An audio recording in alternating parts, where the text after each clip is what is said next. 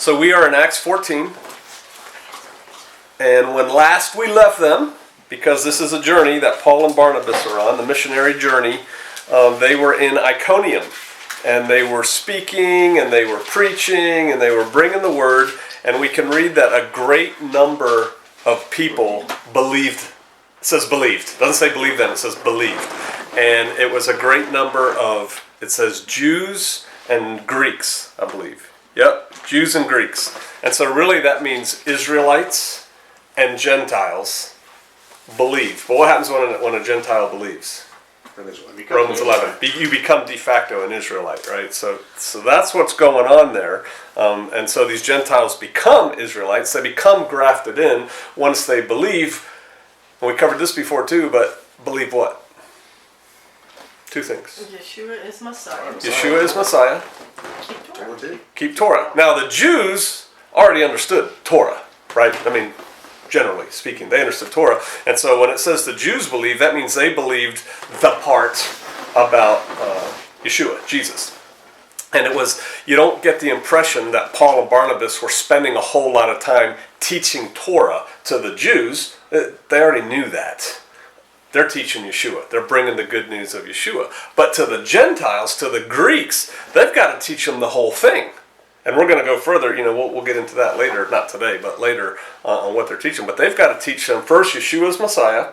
And oh, by the way, when you follow Yeshua, here's what you got to do. And that's like kind of today in America, right? A lot of Americans understand that Jesus is the Christ, at least intellectually. They understand that. But they don't understand what it means to truly follow Jesus. I have decided to follow Jesus. Well, how are you following him, So, hey. So, then some unbelieving Jews, we read, turn the people against Paul and Barnabas. What are they unbelieving? They're unbelieving Yeshua, right? And we covered that before too. So they turn them against the brethren, and as we covered last week, they don't cut and run. They stay. Matter of fact, they stay a long time and continue to teach, even though the Jews are stirring people up against them. And that they stay a long time, and then signs and wonders are done through them. The Most High performs these signs and wonders to, bam, these things are happening. Okay, so we're going to pick up in verse 4. Brother Justin, you can please read verse 4. And the crowd of the city was divided, and some sided with the Jews, and some with the emissaries. All right, so the city's divided, but at least the apostles have some of the city, right? I mean, you get the impression, it says some, it doesn't say the vast majority was one way or the other, so you kind of get the impression, hey, the city's divided, but the apostles are kind of holding their own. So I always like to take the word and kind of put it in my life, put it in our life. How are we doing? How are we doing as far as spreading the word and where the city's at right now? Mm-hmm. We could kind of flip this over and say there were some Christians who believed, and there were some, Arkansasians who believed, and what are they believing? I think they were doing good compared to how we're doing as far as spreading the word in our area to people. We were talking about this last night when we were over here.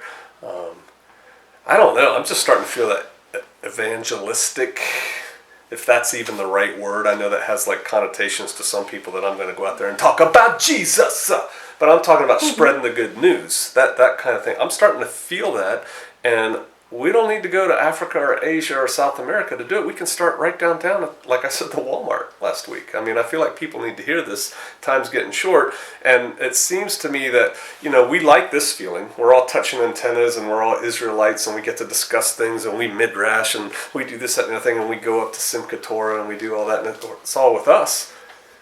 When do we sit down with people who don't get it and try and explain it to them? So anyway, that's what's going on in this city. They do that. Could you read verse 5, please? 5 and 6. But when a move took place by both the nations and the Jews with their rulers to mistreat and stone them, they became aware of it and fled to Lystra and Derbe, cities of Lucania, and the country round about. Right, and the scriptures is actually better. It says when a move was made, a move took place, and in King James it says an assault was made, both of the Gentiles. It is a move. There was a movement. They're getting ready. Word, let's go get them, right? Dun, dun, dun, dun, dun. And so Paul and Barnabas take off, and they flee because people are going to try and kill them. They fled. They ran away. There's a lesson there that we're not supposed to seek martyrdom. Well, I'll just die for Jesus. I tell you, on my YouTube channel, I get that a lot from people. Well, when he wants me, he'll just take me. I don't need to do anything. He'll just come get me. I'll just die for Jesus. That'll be my glory. It's like, good. You're not supposed to, one is not supposed to seek martyrdom. If it happens, it happens. If he's going to call you to be a martyr, you're going to be a martyr. There's nothing you can do about it, you know. The Green Berets in the bushes training the police are going to come in and get you. You know, like a Jade Helm or whatever. But, I mean, it's going to happen if it's going to happen. The key point here is you have to do what is necessary to preserve life. And that's what they're doing. And so they're like, hey, it's getting too hot here for this case. Let's get out of here. Now in verse 2 and 3, which we didn't read today, but we read last week, the people are against them, right? The people are stirred up against them, and they stay. But no one was trying to kill them. That we don't read that anybody was trying to kill them. And so is that then the only reason to move on? If somebody's trying to kill you. It's like, oh, they're trying to kill me, got to preserve life, not supposed to seek martyrdom, we'll move. Is that the only reason? Because when we started this trip, this missionary journey, Paul and Barnabas and John were in Antioch, right? And then they go to Cyprus, right? I've got the cities written down here. They're in Antioch, they go to Salamis, which is in Cyprus, where Sister Kate was born. And then they preach, and then they move on. They just preach and they go. It doesn't really, you don't really get a hint for how well they were effective. But there's no mention of threats. And then they go to Paphos, and that's where the blind sorcerer, they blind the sorcerer. You know, it's like, well, you're not going to see. And then they move on, right? They go to Perga. There's no trouble mentioned in Perga. They move on. They go to Antioch, a different Antioch. And in each place that they go, they preach, they teach the word, and eventually they're moving on. Because this is a journey. Now, they were really successful in Antioch. Really successful. And then let's turn to Acts 13, verses 45 to 47. Because they're so successful with the Gentiles, with the non-Jews, if you will, that the Jews get jealous. 13, 45 to 47. Right. But when the Yehudim saw the crowds, they were filled with jealousy, and contradicting and speaking evil, they opposed what Shaul was saying. But speaking boldly, Shaul and Barnabas said, "It was necessary that the word of Elohim should be spoken to you first. But since you thrust it away and judge yourselves unworthy of everlasting life, see, we turn to the nations." 4:17. For so the Master has commanded us, "I have set you to be a light to the nations, that you should be for deliverance to the ends of the earth." All right, so they go, they preach, the Jews get all upset with them. They get jealous because these guys are getting a following, and also from these dirty Gentiles who we don't associate with are starting to follow. And they end up getting kicked out of there, too. They get kicked out of Antioch. And you can read that in verse 50. We don't have to go there, though. And so if you look at kind of their journey so far to where we are, sometimes they get kicked out, sometimes they just move out, and sometimes they have to flee, like the case we're reading about now in Acts. They got to flee for their lives. So there's different things that get them, that prompt them to move. And I think one of the lessons we can draw there is we got to listen for the Spirit, right? We have to listen to what the Father is laying on our heart, really. Not what we want to do, but what He wants us to do. And we also have to use common sense. You know, if somebody's trying to kill you, it's probably a good idea to move. You know, there's more work to be done. All right, so we're back in 14. Can you read verse 7? It's a really long one. And they were bringing the good news there. Right, so they went to Lystra and Derbe. They moved 20 miles, right? The people are trying to kill them, so they're like, all right, we're out of here. 20 miles isn't that far. That's like a good day's walk, maybe 2 days walk, you know, if depending on what the train's like. And so they go there and they preach the gospel. Now, 8, 9, and 10. And in Lystra there was sitting a certain man, disabled in his feet, a cripple from his mother's womb who had never walked. This one heard Shaul speaking, who, looking intently at him, and seeing that he had belief to be healed, said with a loud voice, "Stand upright on your feet." And he sprang up and began to walk. Awesome. Hallelujah. So, there's some things going on here. This is a miracle, right? This is a miracle. Lame man walks. Now, it's easy to lose sight of what's really going on. There, in the military, we divide operations, if you kind of allow me that, into what we call the main effort and supporting efforts. And everything is supposed to support the main effort. And so you have to designate this is the main effort of this operation and this is supporting effort. And the main effort for this operation is preaching the gospel. It's preaching the good news of Yeshua. Really, and that, if you want to break that down, what's the gospel? They're preaching Yeshua. This guy's Messiah. He came, Son of God. This is what he did for us. And that's what they're preaching. And everything else that happens and that they do is to support that main effort, to support the good news of Yeshua, to include miracles. Miracles is a supporting effort. It all points the way to Yeshua, which points the way to Yah, which is the way, right? And so that's where everything's going. Now, it says in my King James here, Paul's looking at this crippled guy who has never walked, right? He was born lame. People know him. He probably can't get a job. He's poor. People throw him money. And the same heard Paul speak, and Paul is steadfastly beholding him. He's staring at him. He sees him. He notices him. He recognizes him. And it says, and perceiving that he had faith to be healed, he healed him. And look how he healed him. He said with a loud voice, stand upright on your feet. Get up. Don't wake up yourself. He said, get up. Stand up on your feet. That's it. No mumbo jumbo. No this, no that. No, let me see your feet here. Undo your shoes. Let me get up under there and feel your feet. And there's no magic here. There's no ceremony. He just says, get up on your feet.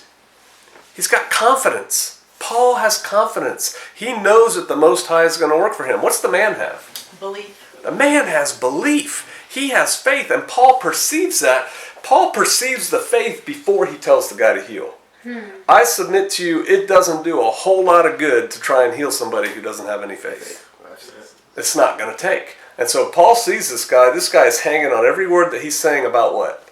About Yeshua, about Jesus. And he's like, this guy's got faith. Check this out. Hey, get up. Stand up on your feet. And he does. That's a glorious thing. We don't have to make magic out of it. We don't have to make ceremony out of it. I did a sermon one time on all the different ways Jesus healed people. You know, what did he do? Let's figure out the magic formula so we can do this too.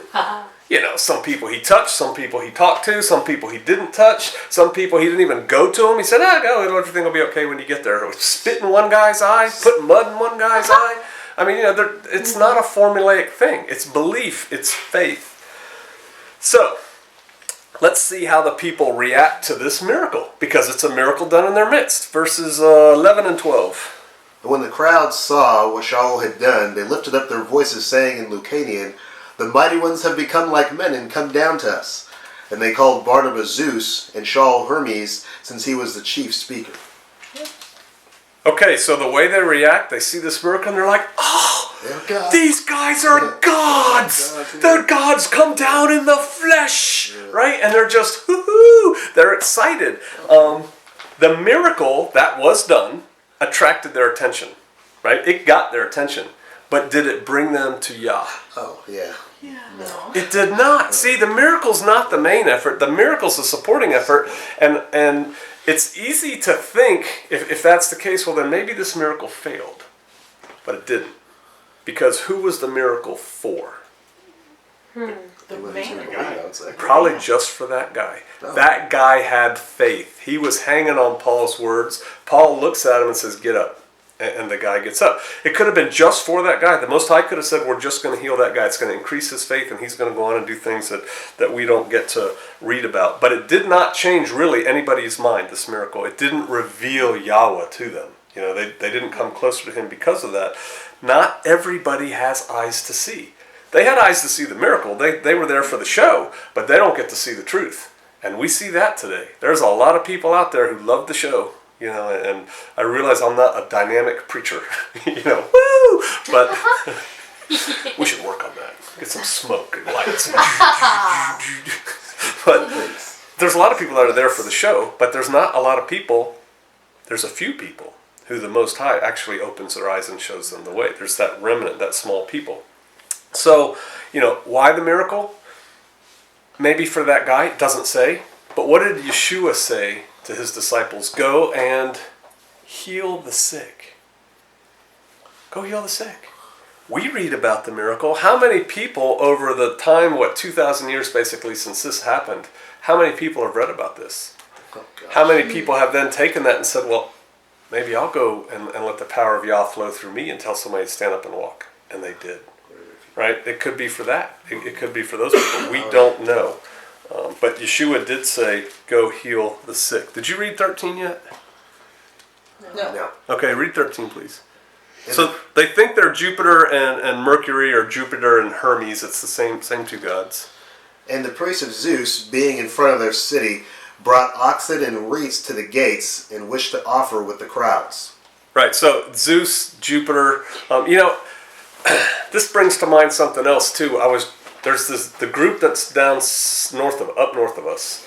A lot of them, when they say a god, like Moloch, that's how they say it, because it says we're not supposed to say let other gods pass our lips, right? And yet here it's written, right? So, where are you at on that? But yours says Zeus and Hermes, right? Yeah. It's Jupiter and Mercury. It's the same two guys. It depends what mythology. Rome and Greece.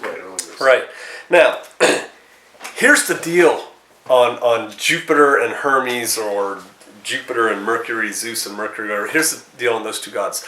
Right next, in the next, like if you will, county, the next province over, this event had happened. It was lore, right? That these two gods, Zeus and Mercury, had come down and they hooked up with this old couple named Philemon and Baucis. It was an older couple, right? So gray hair, probably bent over with a walking stick or something. And they saw that this was Zeus and Mercury, and they treated them like gods, and everybody else in the province laughed them to scorn in this town. Oh, those aren't gods, those are just people, look at you. And they killed everybody. The two gods did, except for the two people, the old couple. So they knew this. So now they're like, oh, it's them. I know this. I learned from their bad mistake. We're going to treat these guys right. So we're going to bring them flowers. We're going to kill some oxes for them. We're going to have a party for them. You're here. Great. We're glad to have you. Make yourself at home. That's what they're doing here. Right? And there's this, what does it say? The priest of Zeus, the priest of Jupiter. He's like the high priest of these people. He comes out and kind of leads the show. So was that a story that was just made up? Did the people in the next province just make up this story because actually everybody died of a disease except this old couple, so they made up a story? Or do you think that really happened? Because see, today in our modern society, we know all those stories of Greek gods and goddesses. Those are all fake. Those never happened. They weren't stupid people. Who were the Greek gods? Fallen angels. Fallen angels, mighty men of renown, Genesis 6, right? They were real. They were actually, or they were based on those people. So I submit to you, this could have happened. These two fallen angels could have come down. People didn't treat them right. And they said, well, we're going to kill everybody except this old couple. And now here comes Paul and Barnabas, men of the Most High Yah. People mistake them because that's all they know, because they're a bunch of pagans and that's their whole experience. And they're like, oh, we don't want that to happen to us, so we're going to treat these guys right. All right, so now it says also in there that they said in the language of Lycaonia in verse 11, right? It says, saying in the speech of Lycaonia, the gods are come down to us in the likeness of men. I submit to you that the reason it says that is because Paul and Barnabas didn't understand right then what they were saying. They see them saying these things and they're all excited because there's just been a miracle done. And they're all excited and they're all bubbling and they're pointing at Paul and Barnabas. And Paul and Barnabas, we used to have this phrase in Special Forces where when you don't understand what's happening but you're starting to get a bad feeling about it, just smile, nod your head, and slowly back away. Right? And so I'm getting, I can kind of feel this. They're like, yeah, see, the miracle. It's Jesus. It's the Most High Yah. And they're talking. These guys are babbling, pointing at him, but then the high priest comes out, and then they perceive, Paul and Barnabas realize what's fixing to happen. It's like, whoa. And then verse 14, can you read that, brother? And when the emissaries, Barnabas and Shaul, heard this, they tore their garments and ran in amongst the crowd, crying out. Go ahead. And saying, men, why are you doing this? We also are men with the same nature as you, bringing to you the good news to turn from these worthless matters to the living Elohim, who made the heavens and the earth and the sea and all that is in them, who in past generations allowed all the nations to walk in their own ways. Okay, that's good for now. I think they were speaking in tongues. You think? So, tears his clothes. He realizes what's going on, and it says they rent their clothes, right? Where have we heard about tearing clothes before? Everywhere. Everywhere. Matthew 26:63. Let's go to Matthew 26. I'll read this one. Matthew 26.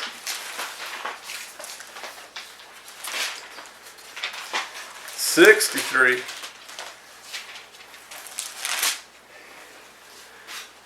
But Yeshua held his peace, and the high priest answered and said unto him, I adjure thee by the living God, a living Elohim is what he said, thou tell us whether thou be the Christ, the Son of God. And Jesus said unto him, Thou hast said, nevertheless I say unto you, hereafter shall ye see the Son of Man sitting on the right hand of power and coming in the clouds of heaven.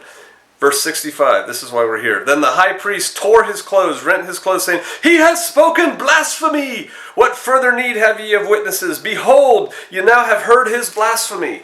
Now, we know that in Torah, the high priest isn't allowed to tear his garments, right? So he actually broke Torah doing that, the high priest. But he couldn't stand the blasphemy, and so he ripped his clothes. It's a Jewish cultural thing of the times. When they heard blasphemy, it's like, they're ripping the clothes. It's like, oh! It's just like how some people mourn. You know, some people mourn differently than other people. Sackcloth and ashes. Sackcloth and ashes. and other people don't, right? It's a cultural thing, how people handle death and all kinds of different things. And so it's a cultural thing. I just did a video on this, on how people manage anger. In a lot of Asian countries, you don't display anger. Ooh. That's like you really lose face if you display anger. I could be really mad at you, like mad enough as soon as we step outside, I'm going to kill you. But you're not going to see it on my face. The inscrutable Oriental mind, somebody said long ago. And so here, this is just their reaction to blasphemy. Paul and Barnabas hear blasphemy. You guys are these false gods. And he just rips his garment. He can't stand it. And then he goes into the story. And in verse 15... in King James it says, turn away from these vanities. And I believe in scriptures it says, turn away from these worthless things. Mm-hmm. Right? They've got this crowd of people. Listen to how he's talking. What you believe is worthless. What you believe is vain. It's nothing. Turn away from that. There's this whole crowd of people who just called them gods. And he's saying, what you believe is stupid. These are strong words. This is not seeker-sensitive church. You know, it's not. This is not politically correct. This is certainly not in keeping with that bumper sticker that gives me the heebie-jeebies every time I see it. Coexist. Right? Now we're not going to coexist. These are worthless ideas you have. Put those ideas aside. Let me tell you about the Most High Yah. And so, he's not talking to Jews. He's talking to pagans, right? He's talking to these people who worship Zeus and Hermes or whatever, and they don't have the same basis of understanding that the Jews who they were leading to believe had. They can't refer to the Tanakh. When they were talking to the Jews about Yeshua, they refer to Tanakh, and there's the Old Testament. And they're saying, here's what's going on, and look at this, look at this, look at this. Here's Yeshua. Well, they can't do that with these guys. And so instead, what you heard Brother Justin read is they're appealing to the natural things. Look, here's the Most High that brings all the good things. You know, he brings the rain, and he made the heaven and the earth and the sea and everything that's in there. And then he goes on. How far did you go? Got in 16. All right, so 16, who in times past suffered all nations to walk in their own ways. Nevertheless, he left out not himself without witness, in that he did good, and he gave us rain from heaven and fruitful seasons, filling our hearts with food and gladness. And with these sayings scarce restrained they the people, that they did not do sacrifice unto them. So they barely get the people. It doesn't say the people believed. Right. It says they barely kept them from doing sacrifices. So it's like, okay, maybe they're not gods, but they're not then turning and worshiping the one true God.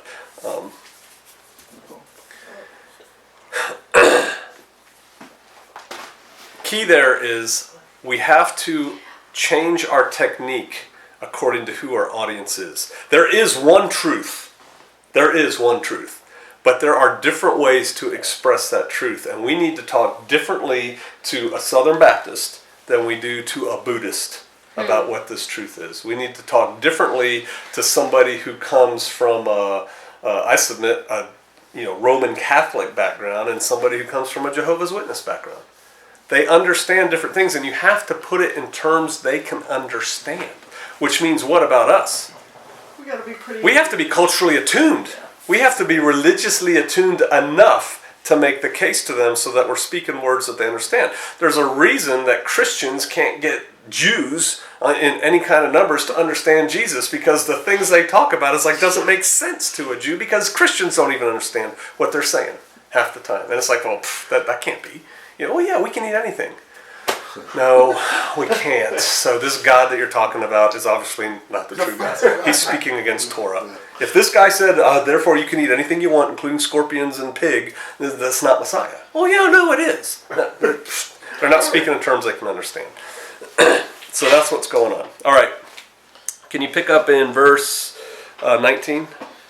The Yehudim arrived from Antioch and Iconium, and having won over the crowds, they stoned Shaul, dragged him out of the city, thinking he was dead. All right, so, remember? They come 100 miles to come get him. Yeah. It's like they weren't content enough to kick him out. Now they're like, you know what? We kicked him out of here. We kind of let him get away with it. Let's go get him. Right.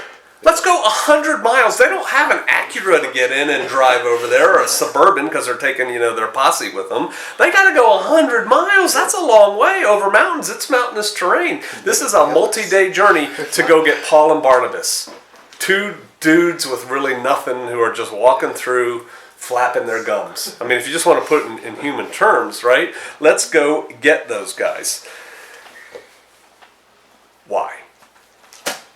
Because they're so offended. Why are they going to go 100 miles to go get two dudes who are just preaching this weird thing? Serving God. Think they're doing the right thing? I believe Satan was involved. Sure, of course. Satan got involved in this one.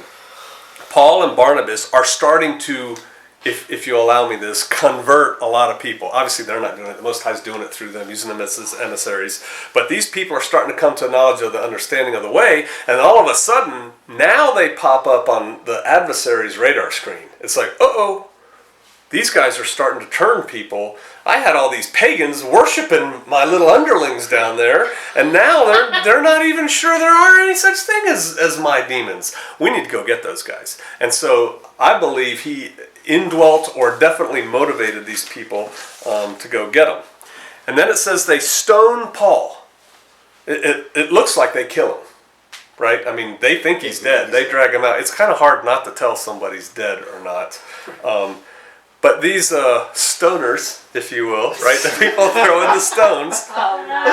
It was just a very short time before. They're calling them gods. Mm-hmm. They're like, they're gods. They're gods. Come down to see us stone him. It's like, what are you people doing? You silly people. You fickle people. Right? That's what they are. They're fickle. And we haven't changed today. Yeah. Americans are fickle. And we deal with Americans. So that's why I always say Americans, because I haven't been around other people for a while now. People don't like to be told that things they hold as true are wrong. True. Yeah. We all woke up at some point, and it was like, wow. We all woke up to other conspiracy theories that are like, oh, I thought that was just two airplanes, right? All of a sudden it's like, oh, look what's going on. But when you first hear these things, you're like, no, maybe. Most people, when you start goring their ox, they get violently opposed to that. They don't want to let it go, and they fight back against changing their beliefs. It's hard to change somebody's deep-held beliefs. That's why very few people are going to get it, the big it. In the end, there's only a small remnant they're going to get, because we can't change their mind. The Most High is going to change their mind. All right, so here's Paul lying dead.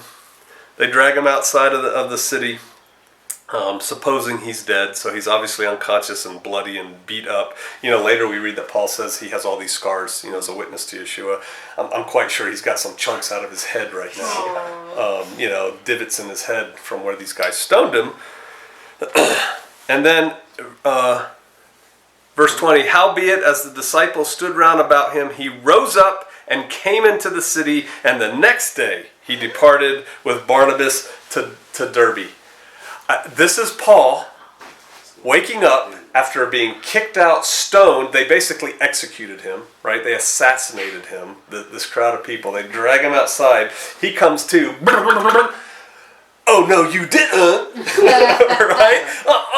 And he gets up and walks right back into that city, right? It's like, oh no, you're not getting rid of me like that. I'm coming back. And he walks right back into that city where they killed him. And then probably sleeps, drinks, water, whatever, gets up the next day, and then he moves out. But he's like, you guys aren't kicking me out. The Most High will tell me to move on or not. Y'all aren't doing it. Not today, right? And so we're gonna hold there today and kind of sum up, because there's 7 points in just that little bit of scripture that I think are worth looking at again. And the first one is that we're not supposed to seek martyrdom. And there are people out there, if you talk to them, that are kind of, they're seeking it. I saw that one guy, Paul Washer, who gives a pretty convincing speech. He gave it to like a Southern Baptist youth convention or something. It's online. And he says he wishes that his son, and I'm paraphrasing if I got it wrong, whatever he said is true, but basically he hopes his child goes and plants a flag and gets martyred for Jesus somewhere. And I'm like, I would never wish my kid get martyred for Jesus. If he calls them to do it, okay, but don't look for martyrdom. Flee, run away when it's necessary to do so. Stay where you're needed. Paul and Barnabas stay where they need to teach, and then move on when you're led to. And so that's what they do. And use common sense. Where does common sense come from? From the Most High, right? He use the brain the good Lord put in your head. I mean, my mom used to say stuff like that to me, so sometimes I did. All right. The next point is healing. It's not a magic formula. It's kind of like how we do deliverance, right? People are like, how do you do deliverance? It's really not that difficult. It's not like you got to do this mumbo jumbo stuff. You just do it. Get up, walk, get out. It's like that. So when you're healing somebody, heal them, but both parties have to have faith. Now people say it's a terrible thing to tell somebody they didn't get healed because they don't have enough faith. Hey, sometimes Yah doesn't heal because it suits his purposes not to. So it doesn't necessarily follow that if one is not healed, one does not have enough faith. But one is not going to be healed if one doesn't have faith. It's just not going to follow. We have to remember that the main effort, to put it in military terms, the thing we are to be about is preaching the gospel to other people. Go forth, tell people about Yeshua, tell people, because a lot of times in these circles, we get a little bit, or we see people who get a little bit, in my mind, this is almost going to sound blasphemous, but it's not, just kind of hear me out. We get too focused on Torah. And it's like, well, Torah says this, and Torah says this, and dun-dun-dun-dun-dun-dun. The focus is Yeshua. The focus is Jesus, and how does one follow Jesus? Well, you follow Jesus by keeping Torah, basically. All right, so that's the supporting effort, but the main thing is Yeshua, not Torah, and people have to get that. Once you get them there, we can give them the rest. It's just like, let's go. But until they get that, it's not going to work. Everything else is secondary to that. Don't be afraid of strong words. Don't be afraid to tell somebody what they believe is foolish. That's ridiculous. How can you believe that, this woman is channeling this 8,000-year-old Atlantean warrior? Are you kidding me? Where did you go to college? You really believe this Ramtha stuff? I don't believe it. Come on. But in California, no one will talk like that to some New Ager. They're like, that's politically incorrect. That's insensitive to them. No, you should just tell them what you believe is bunk. It's ridiculous. They're vain ideas. And we should call people out when they do it. There's a time and a place. A lot of people don't like Pastor Dow. I don't like him. He's so mean. He doesn't have the love of Jesus. Actually, he does have the love of Yeshua, the love of Jesus. You just don't like the way that love is expressed. Sometimes if a parent loves a child, they got to spank that child into submission. And he gets that, and people don't like it because he's not afraid to mince words. But the words he uses are the words of the Most High Yah.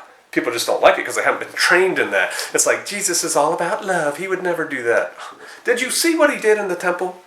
Oh, it was just a little whip of soft strings that he just, and that's why people ran away, right? Ow, you're hurting me with your yarn. Right? So Flipping over tables. people resist that. People resist that violently. We got to adjust our delivery according to our audience, right? We talked about that. That's an important thing. We have to understand that when we become more and more effective in the kingdom, the adversary is going to attack us more and more. And we need to glory in our tribulations and drive on and continue our mission and go, okay, I guess I'm doing the right thing if he's attacking me so much. Somebody said when I was at Round Prairie one time, I think I know who it was, but I don't want to say it on YouTube, how often he and his wife would get in an argument right before church. And then my wife and I were talking, a lot of times on our way to church, we'd actually get in a little spat. It ain't about us. That's the adversary trying to ruin your experience when you're going to worship the Most High. That's what that's about. And once you realize that, you can rebuke it. Get thee behind me, Satan, in the name of Yeshua, right? And leave me alone. I'm about the Father's business here. And so just expect the adversary to step up his attacks when you become more effective. And then when the attacks come, like Paul, Paul gets up and gets back in the fight. And that's what we got to do. We got to stand up, dust ourselves off, and get back at it, because until he calls us home, the fight ain't over. And we're in it, and he's got us trained for it. And it's a training process. It's a fighting training process. We get better as we go, and that's what we're here for. All right, let's pray.